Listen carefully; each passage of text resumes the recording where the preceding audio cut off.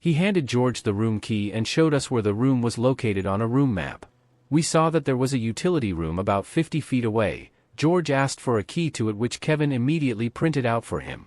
Last, Kevin called Perez's room to make sure that he wasn't there. He did not get an answer. We thanked Kevin and drove the van over near the room. George knocked on the door a couple of times, and then let us in with the key. It was deserted. I stopped, suddenly staring at the bed where my wife had spread her legs for another man. After a while, I turned and started helping. In less than 2 hours the equipment was installed and tested. As we were leaving, I noticed a laptop docking station on the table. "Look, George, he must use his laptop in here," I practically shouted. "If I can get in here while it is here and he is not, I can install the key logger on it." George said, "Maybe he leaves it here when he goes to lunch or dinner." "I'll wait outside every day if I need to," I responded. "First, I want to get a GPS on his car so that we don't get surprised." "Don't jump the gun," he answered. "Understand? I don't want to risk F-up payback. Let's get out of here. I'll buy lunch. How about across the parking lot? Their food is pretty good. Oh, and they have a new barmaid. She is pretty and easy to talk to." "Sounds good. I'm hungry," George noted. The bar was deserted when we walked inside of it. I entered first. Mary saw me, smiled and waved. Then George stepped in behind me. Mary's face changed to one of shock. She dropped the towel that she was using to clean the bar and immediately walked over to us. Ignoring me, she grabbed George in a full-body hug, saying, "George, it is so good to see you again." He hugged her back warmly and said, "Mary, I have wondered, looks like you are back on your feet. I am so glad." She pulled back, still holding him, and said, "No, I'm not there yet. If you're enjoying my content, consider joining my Patreon community. By becoming a patron you'll get access to full parts of my videos much earlier than everyone else, plus you'll be supporting me to create even more awesome content for you. But I am getting closer. Thanks to you." From the sidelines, I said, Mary, I'd like you to meet my good friend, George." They both laughed. Mary released George and put both of her hands on my hand, saying, "I've liked you from when we first met. Now that I know that you are George's friend, well, that matters a lot." I smiled, and said, "He's a butthole in general, but he's okay." She grinned, and said, "George and I go back a couple of years. But I've never thought of him as a butthole. Must be a guy thing." Mary kept taking care of drink orders for the 4 other patrons, but always came back to talk to us when done. Among other things, I learned that she was working as much as possible to save money to be able to enter nursing school in about 5 months. Around 2 in the afternoon, George and I were the only customers left. I commented on that, and Mary said that it was always deserted in the afternoons. She added, "I don't make any tip money, which sucks, but I usually use the time to study." Then grinning at us, she concluded, "But it's a lot nicer talking with you guys." The 3 of us chatted about another half hour when suddenly, Mary, looking rather solemn, turned to George and said, "George, I am going to tell him." George just returned her gaze and made a slow nod. She turned to me and said, "If we are going to be friends, I don't want any secrets. And maybe, when I tell you, you might not want to think of me as a friend. I'll understand. But I won't hide my life from you. And I don't want you to find out from someone else." I saw her reach for George's hand. She clasped it hard, and said, "Let me tell you how I met George. The bastard arrested me. He took me to a filthy holding cell in some cold dungeon he has on that base. I broke down when I saw the cell. It didn't matter to him, he just pushed me in and began closing the door. Then he stopped and watched me cry. He started yelling at me, telling me how I was ruining my life and how stupid I was being. Suddenly, I realized he wasn't yelling that I was a useless crack-ass, which is what I was. He was telling me that I was hurting myself. Nobody ever said that to me before, but I heard him then, and I lost it. I collapsed on that horrible dirty mattress and bawled like a kid. George sat down next to me and uttered one word. She looked at me with tears in her eyes and said, he asked me, why? Nothing more. Looking at George, she continued, for the first and only time in my life, I spilled my guts.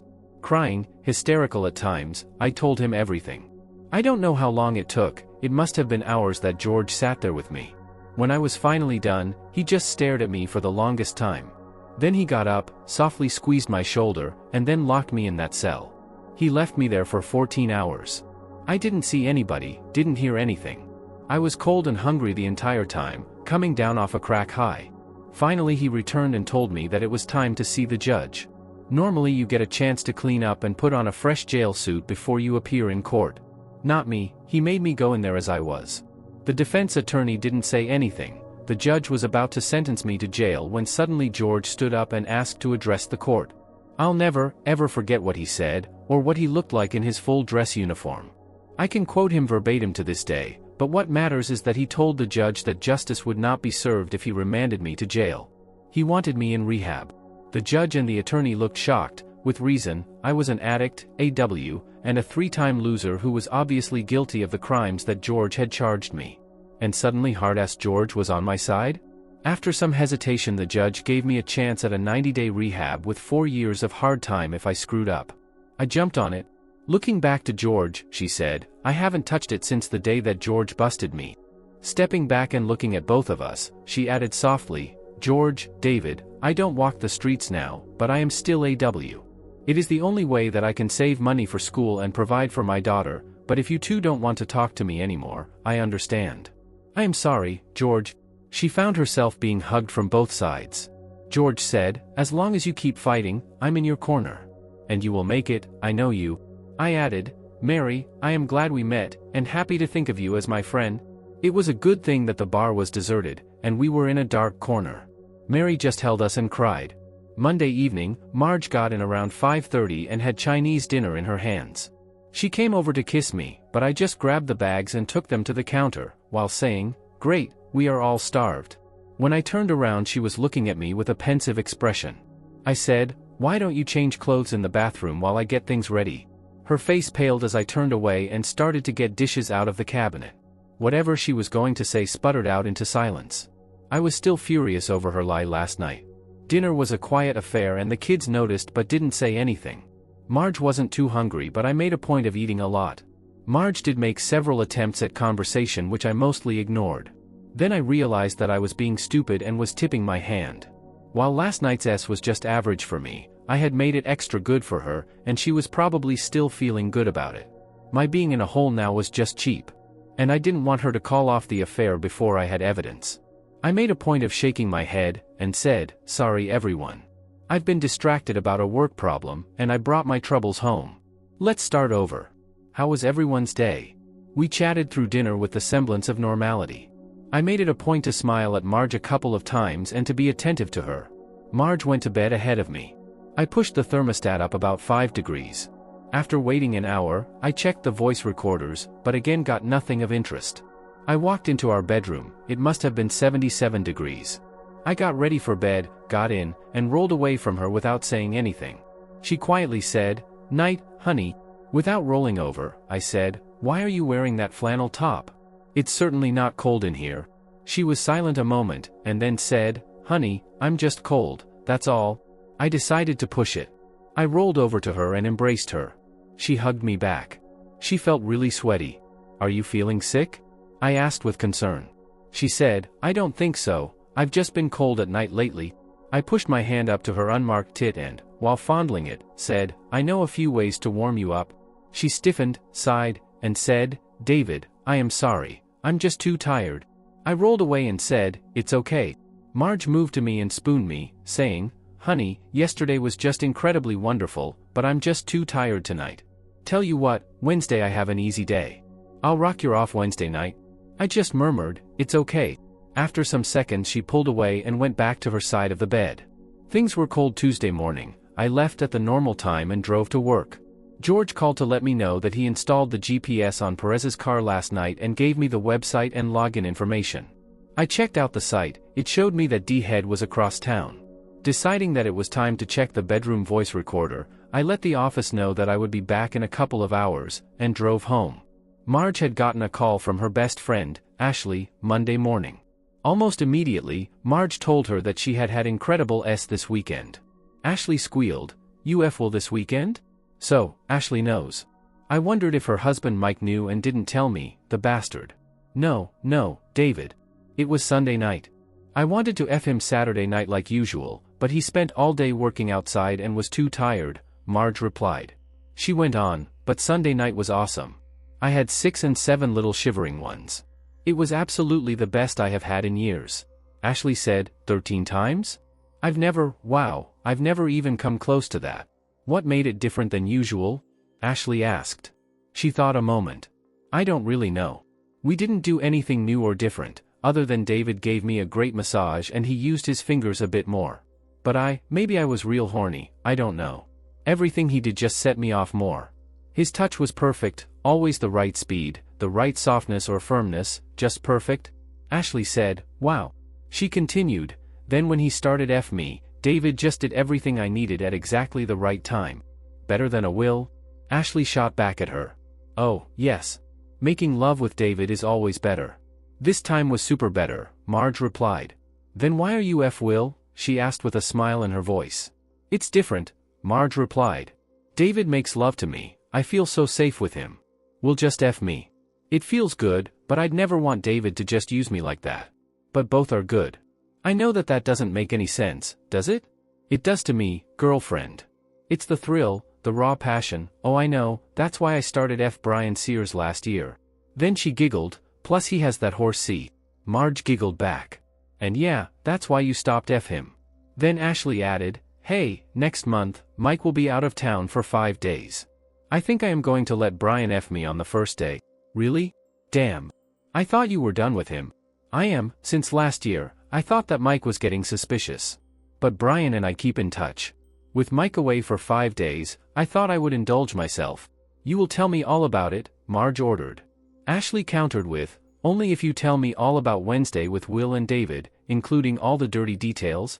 Marge said, deal? Then Ashley asked, how's your chest? Marge replied, the mark is fading, but I can't let David see my chest for another 3 or 4 days. I've been changing in the bathroom and putting flannels on at night. He hasn't noticed? Ashley asked, you'd better be careful. Has he said anything about the lack of S? No, but I have to take care of that. Then she giggled and said, I was thinking, I never had a chance to do this before, but I was thinking about F David Wednesday night. I never had 2 guys in the same day before. Ashley said, I've done that a couple of times, it's a real turn on. Just make sure you buy a before you do David. Marge said that she would, and then they said their goodbyes. I don't think so, Marge S. And Ashley was AS, too. Should I tell Mike and risk ruining his life? That was just wrong. Then I remembered thinking that he might be a bastard for knowing and not telling me. He would want to know, just like me. I would give him a copy of this recording after I took care of Perez. The next call of interest was again Ashley, from earlier this morning. Their conversation had a different tone from Monday's. Marge called and said, hi, Ashley. Ashley picked up on Marge's tone and asked what was wrong. David noticed that I was wearing flannels and changing in the bathroom with the door closed. He asked me about it when he got in bed. I told him that I was cold, but Ashley, the room was hot as hell. I was sweating all night in those heavy flannels. I don't think he believed me, but he didn't say anything else. Then David wanted to have S, but I couldn't risk him seeing the bruise. Sunday I had pulled the nightlight out, but David had fixed it, so I told him no again. He was hurt. I tried to make it up by telling him that I would F him hard Wednesday, but he didn't seem to care. We lay there with this wall between us. And worse, I just kept thinking about F Will, not David. I closed that file and saved it, I didn't need to hear anymore. Digging through the internet, I ordered a S detection kit and had it shipped to my office. Next, I drove over to the motel. Perez's car was by his room, but it was lunchtime. I went over to the bar. Mary wasn't working, but I saw from the front window that Perez was in a booth, looking at the menu. I figured that now was good. I walked to his motel door and knocked. I didn't get an answer, so I used the key to open the door. This time I ignored the bed and walked into the other room to see his laptop on and showing a QuickBooks accounting screen. I pulled my thumb drive out, inserted it in his computer, and installed the keylogger program. This time, I didn't bother with screen captures, but checked all emails, all websites, all keystrokes, and all data, which included the accounting data. If he was doing anything that I could use to hurt him, I'd be able to find it. Next I enabled his remote desktop client and checked that the motel wireless had the right port open. It did. Finally, I went to one of the websites that offered a free light version of remote control software and created the account at his domain name. I installed their software, which would allow me to take control of his laptop from anywhere, and I'd have his desktop on my monitor. The site records IP addresses of everyone who logs in and so will show that it was installed from the motel network. I removed the icons from the desktop and system tray, as well as from the start menu. Then I brought up his QuickBooks screen and got the hell out of there. I went back to the office and worked a few hours. Getting home in a good mood, I was jovial and helpful to the kids and Marge. She looked worried when I first got home, but relieved after seeing that I was acting normally. Around 10 she said that it was time for her to go to bed. I told her that I had some work to finish, and would be up in a while. She answered, "Great, I'll see you in the morning." Yeah, just great, I thought. Get enough sleep so you can service your lover tomorrow. I had a shitload of data to deal with, today's footage, all the files from the bugs, all the files from Willie's and Marge's computers, and the phone bug data. But it wasn't going to be tonight. I did download the data from her car recorder, and put it back in Marge's car. She was either sleeping or pretending to be when I got in bed. I got as far away from her as possible and went to sleep thinking, tomorrow's the day. Marge was up ahead of me Wednesday morning, which was fine with me. I was sick to my stomach knowing that she was going to cheat on me again today, and that I would have to watch the recording of her pleasuring her lover and being pleasured. When I went in the kitchen she was finishing making breakfast. I noticed that she was fully dressed for work, which was another first. She said, "Just in time, sweetie, and good morning." I grunted and reached for the coffee. After I got a cup and had a drink or two, I turned back to her to find her staring at me with a confused look on her face. I said, "Sorry, was still asleep on me feet." "Or is that my feet?" She said, "Okay, you're just usually a morning person. Now you know how I feel most mornings." I didn't reply, just sat down and took a sip. The kids came in and she began serving breakfast. I always help her serving when she cooks, but not today. I didn't look at her but saw out of the corner of my eye that she kept taking quick glances at my face.